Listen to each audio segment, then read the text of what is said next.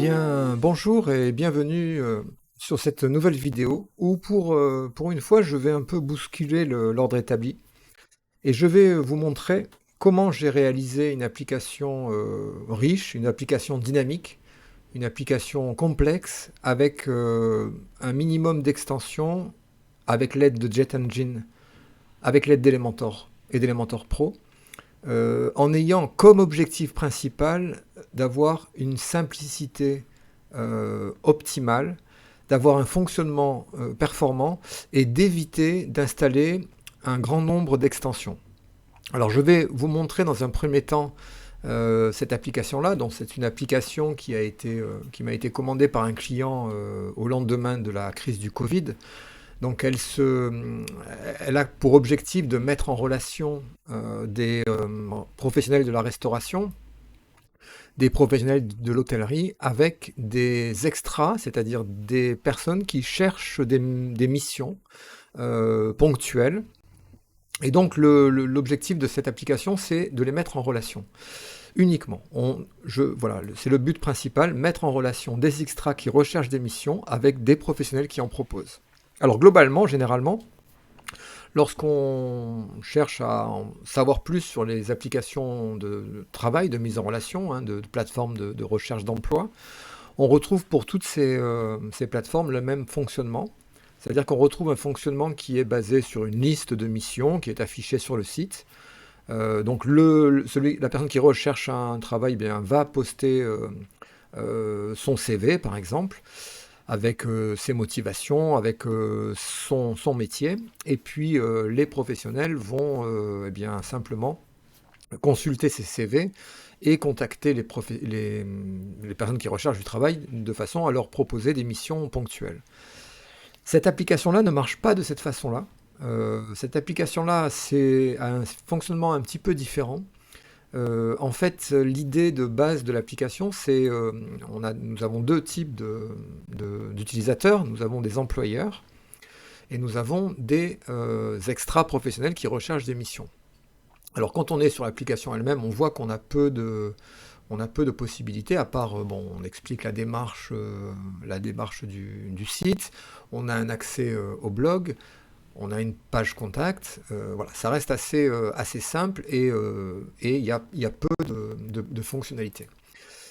Quand on est donc connecté à l'application, donc si je me connecte à l'application en tant que professionnel, donc je vais me connecter en tant que voilà, qu'un professionnel qui recherche du personnel, je vais tomber sur mon tableau de bord. Donc ce tableau de bord va me permettre d'avoir déjà une idée du fonctionnement. Alors le fonctionnement, c'est le suivant. J'ai une monnaie virtuelle dans l'application, hein, une monnaie virtuelle donc je vais acheter des crédits. Donc je vais ici acheter des crédits et ensuite je vais dépenser ces crédits en récupérant les adresses e-mail, en récupérant les coordonnées des extras qui recherchent des missions de façon à pouvoir les contacter. Donc l'application finalement fait payer la mise en relation des extras avec les professionnels. Lorsque je fais acheter des crédits et que je suis connecté évidemment en tant que professionnel de la restauration, je vais avoir la possibilité voilà, de consulter le tableau donc, des tarifs de mise en relation et aussi d'acheter des crédits. Donc quand j'achète par exemple 100 crédits, alors à aujourd'hui, un crédit égale 1 euro. Donc, quand j'achète pour 100 euros de mise en relation, je passe par un paiement Stripe qui me permet de rentrer le code de ma carte bancaire et d'être crédité tout de suite du montant souhaité. Donc, ce montant ici va augmenter avec mes différents achats. Et ensuite, je vais dépenser, lorsque je vais souhaiter récupérer les coordonnées, ça va me coûter un certain nombre d'euros. Donc ça, c'est le fonctionnement de l'application. Donc vous voyez que c'est un fonctionnement qui est très particulier et qui ne correspondait absolument pas à aucun des thèmes qui sont... pourtant, il y a des mastodontes de thèmes WordPress consacrés aux recherches d'emploi, mais non, ce fonctionnement-là ne calait pas avec le thème par défaut. Donc le principe est simple. Alors hormis sur mon tableau de bord, donc, alors tout ça réalisé avec Jet Engine, hein, c'est-à-dire le profil de l'employeur, les crédits que l'employeur possède. On a aussi les informations de l'employeur, hein, de façon à pouvoir modifier son profil. on a aussi un onglet recherché. Et là, globalement, l'idée, c'est que l'extra va, en fait, le professionnel, pardon, va rechercher pour une mission particulière, par exemple, une mission qui va commencer le jeudi 10 jusqu'au... bah, elle va durer une journée, par exemple, hein. Donc, elle va commencer à 9 heures du matin et se terminer à 16 heures, par exemple. Une mission qui va se dérouler à Cannes, dans les Alpes-Maritimes. Donc, le professionnel va lancer, pardon, une recherche euh, via donc cette interface. Et la deuxième étape, ça va être pour lui de renseigner quel type de métier il recherche.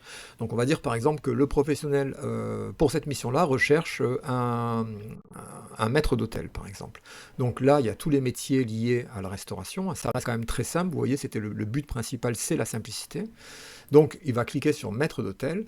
Et là, donc, ce qui va se passer, c'est qu'on va rechercher dans tous les profils disponibles des extras, eh bien, une liste d'un certain nombre de profils qui sont disponibles à cette période-là et qui peut-être aussi, on va pouvoir affiner la recherche avec les connaissances particulières que vont devoir posséder ces, euh, ces extras, ces expériences, leur savoir-faire. Donc tout ça, c'est des filtres qu'on va appliquer sur le retour de la requête dans la base qui est au centre de l'écran et qui permettra d'affiner la recherche. Imaginons que la personne soit intéressée donc, par Stéphane, donc on va faire voir le profil. Et donc ce profil-là, c'est quelque chose qui va mettre, voilà, qui va mettre à sa disposition donc, qui va répertorier toutes les connaissances, les langues parlées de Stéphane, ses connaissances, son expérience, ses diplômes, etc. Et surtout, vous voyez ici ses disponibilités. Donc, on voit que le candidat est disponible du 1er juin 2021 au 1er juin 2022. Donc là, on tombe dans la bonne disponibilité. Donc, c'est la raison pour laquelle ce profil apparaît dans la liste des résultats. Une fois que le professionnel est intéressé par ce candidat, il va passer à l'étape suivante. Et à l'étape suivante, on va en fait récapituler la mission, donc une mission à Cannes qui commence le 10 mars, qui se termine le 10 mars de 9 heures à 16 heures, et il va lui proposer un taux horaire. Donc on va dire, voilà, moi je propose par exemple 38 euros de taux horaire net à Stéphane. Et alors là, je ne vais pas le faire parce que sinon ça va envoyer une véritable demande, mais globalement, si je clique sur envoyer la demande au candidat, le candidat va recevoir un email qui va lui dire, voilà, un professionnel vous propose une mission à Cannes de telle date à telle date, au prix payé de tant, 38 euros de l'heure, souhaitez-vous, est-ce que cette mission vous intéresse ou pas? Et là, dans l'email que reçoit Stéphane, en l'occurrence, il va y avoir deux boutons. Le bouton accepter la mise en relation, accepter la mission ou refuser la mission. Donc si Stéphane refuse la mission, eh bien j'avertis le professionnel que l'extra n'est pas intéressé par la mission et ça s'arrête là, ça coûte 0 euros à personne. Si par contre Stéphane accepte la mission, à ce moment-là, un email va être envoyé au professionnel avec dedans les coordonnées complètes de Stéphane, parce que là, vous voyez évidemment, on n'a que le prénom, on n'a ni son numéro de téléphone, ni son adresse email, ni son adresse, donc on ne peut pas le contacter. Donc, en acceptant la mission, Stéphane, eh bien, j'envoie un email avec dedans les coordonnées de Stéphane et le professionnel est débité de la somme que lui a coûté la mise en relation, c'est-à-dire une trentaine d'euros à peu près. Et donc il retrouvera dans son tableau de bord, hein, le professionnel, lorsqu'il se connectera, il retrouvera, pardon, hop, il retrouvera dans son profil les coordonnées. Alors là, il n'y en a pas, puisque bon, pour l'instant, il n'y a pas eu de réponse, je n'ai pas envoyé d'email. Donc il recevrait ici les coordonnées de l'extra, de façon à pouvoir le contacter. Alors ensuite, sur son tableau de bord, il a aussi, le professionnel, la possibilité de, de voir l'historique de ses anciennes transactions. Par exemple, ben là, il y a eu une mise en relation avec Olivier le 21 novembre 2021. Ici, il y a eu Maxime qui lui a coûté 25 crédits. Donc ça, c'est toute l'historique des anciennes mises en relation. Et aussi, il y a aussi la possibilité, puisque c'est un module que j'ai rajouté par la suite, de créer une facture, c'est-à-dire d'imprimer la facture, donc voilà, qui correspond à cette date-là. Donc en cliquant sur ce bouton-là, je vais générer un document, voilà, donc un listing Jet Engine, hein, en fait, qui va être formaté à l'écran, qui va comprendre toutes les lignes de la transaction. Les calculs seront faits, etc., avec les TVA, les nets, etc.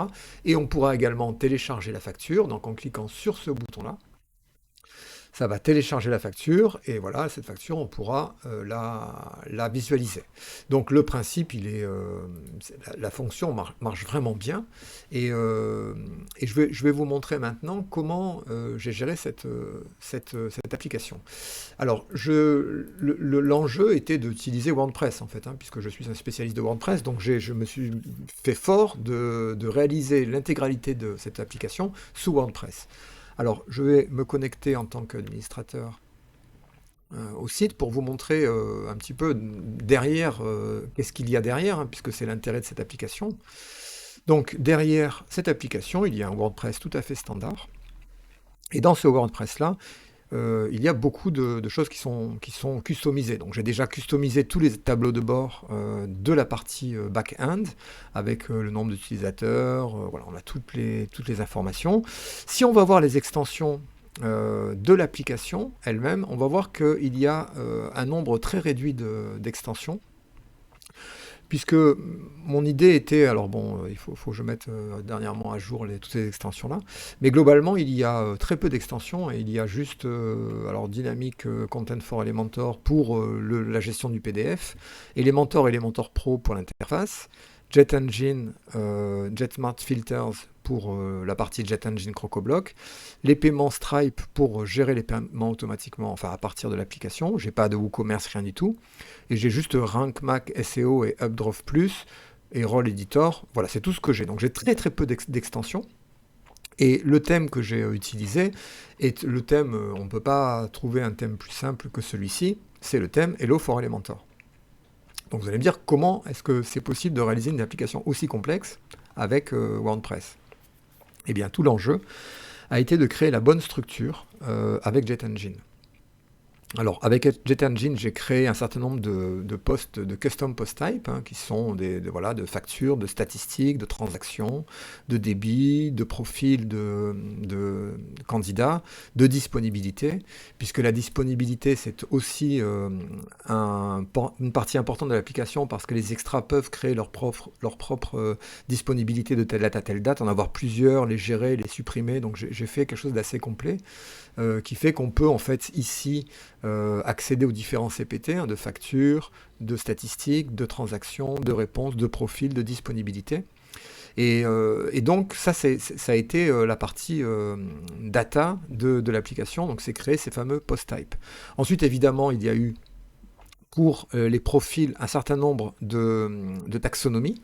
Donc j'ai créé les taxonomies des connaissances par exemple, avec différents termes dedans, comme par exemple, alors pour les connaissances, c'est mon client qui m'a fourni ces différents termes de taxonomie que sont par exemple connaissance des accords des mets et vins, connaissance du bar, barista, buffet. Donc là on a tout un ensemble de connaissances, on a tout un ensemble de savoir-faire, de diplômes, de compétences, c'est assez complet, de métiers aussi évidemment, hein, puisqu'on a les barman, les chefs de cuisine, etc. Et chaque fois donc on associe finalement à un profil un ensemble de compétences qui font que eh bien, les profils sont associés à des compétences. Donc c'est surtout cette connexion entre tous ces éléments-là qui va être intéressant, et qui va permettre ensuite eh bien, d'avoir des affichages cohérents. Pour la partie traitement de JetEngine, hormis les post-types, j'ai également créé des metabox supplémentaires, notamment pour les utilisateurs, parce que j'ai rajouté des champs additionnels chez les utilisateurs, donc sur les comptes utilisateurs. J'ai créé une metabox que j'ai associée aux utilisateurs. Alors, ces champs additionnels sont de plusieurs types, parce que un utilisateur, par défaut de WordPress, ne possède pas beaucoup de choses. Donc, j'ai rajouté voilà, un certain nombre d'informations qui me manquaient. Notamment les TVA intracommunautaires, le téléphone, le code postal, enfin voilà, son montant en monnaie virtuelle, ça donne naissance, un lien vers le custom post type des profils, le user type, est-ce que c'est un professionnel ou est-ce que c'est un extra. Donc tout ça tout est lié à des rôles en fait, hein. Donc j'ai des rôles qui sont définis dans l'application. Il y a principalement quelques rôles, enfin en tout cas pour la partie fonctionnelle, j'ai 2 rôles. J'ai les rôles, comment dire, le rôle employeur, le rôle contributeur, et puis ensuite j'ai des rôles de gestionnaire de la plateforme, voilà, j'ai plus de rôles de comptable pour donner des accès différents à tout le monde. Donc à partir de là, tout se passe après par les formulaires. Donc les formulaires, en fait, ici j'ai beaucoup de formulaires, j'ai à peu près au moins 60 formulaires, je pense. Oui, 58 formulaires. 58 formulaires qui vont se charger de toute la gestion en front-end de l'envoi des données, hein, quand on fait une recherche, etc. Donc tous ces formulaires-là sont connectés, pardon. Alors si on prend par exemple alors Search, on va chercher un formulaire Search équipier ou Search barman par exemple. Donc ces formulaires JetEngine sont connectés. Alors les formulaires, ça a été le plus gros du travail, puisque je voulais avoir un contrôle total sur ces formulaires-là. Donc au lieu d'appliquer en fait une action après envoi standard, créer un post ou pas, en fait ce que j'utilise c'est j'appelle une fonction en PHP, et dans cette fonction-là je vais traiter exactement ce que je souhaite. Donc ça veut dire que derrière tous ces formulaires-là, il y a des snippets, donc c'est des endroits où je stocke le code, et notamment pour tout ce qui traite, voilà, tous les retours de traitement de mes formulaires vont se retrouver dans cette snippet-là, qui va traiter voilà, tous les cas et ensuite appliquer la logique métier. Alors c'est un script qui est assez long, hein, j'ai écrit plusieurs centaines de lignes de code, de façon à pouvoir avoir un contrôle total à la fois sur les envois d'emails, sur les mises à jour des champs custom post type, des méta, etc., des user méta. Je voulais faire tout ça à la main pour pouvoir gérer tout ça d'une manière simple. Et ensuite, sur la partie email, eh bien, on a aussi d'autres bouts de code qui vont venir traiter les retours, alors les réponses par exemple. Voilà, lorsque le postulant répond, eh bien, j'utilise des appels aux différentes fonctions que je branche sur comment dire, des systèmes de REST API, où je vais envoyer les emails voilà, nécessaires, mettre à jour ici dans mes requêtes, faire des requêtes particulières, mettre à jour les informations.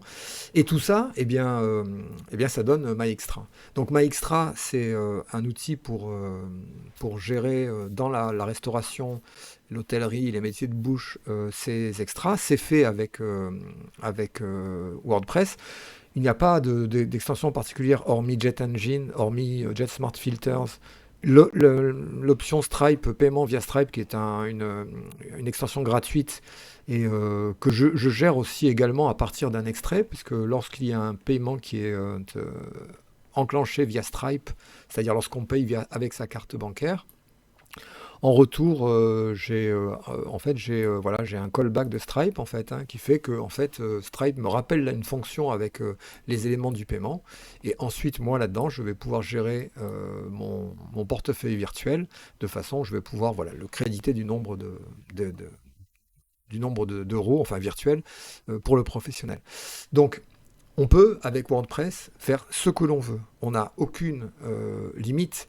La seule chose, c'est toujours trouver la méthode, c'est-à-dire bien réfléchir à la structure première.